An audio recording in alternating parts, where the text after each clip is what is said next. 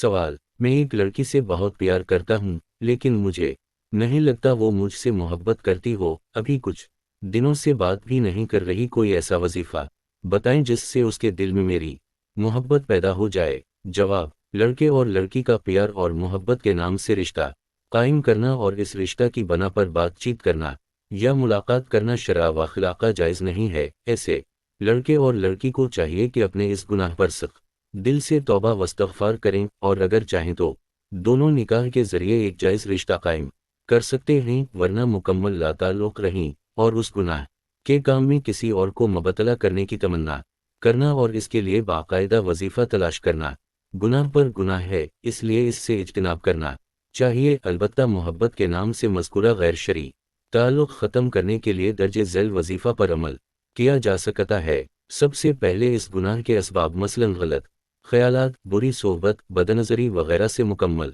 इज्तिनाब करना चाहिए और ये ख़याल बार बार अपने ज़हन में लाएं कि अल्लाह ताला मुझे हर हाल में देख रहे हैं। इसके साथ साथ किसी अल्लाह वाले की सोहबत इख्तियार कीजिए, नीज़ कसरत के साथ दर्जे ज़ैल सैयद अल इस्तिग़फ़ार पढ़ते रहें।